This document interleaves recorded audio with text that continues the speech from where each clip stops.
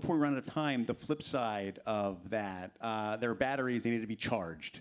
What does the importance of that and the standards fit into how we should think about charging infrastructure for these kinds of EV mobility? Charging's a big deal. So for any, I'll just touch on this quickly, but for any city that's considering trying to use standards to make these products safer for their people is, you want to take a holistic approach to safety, right?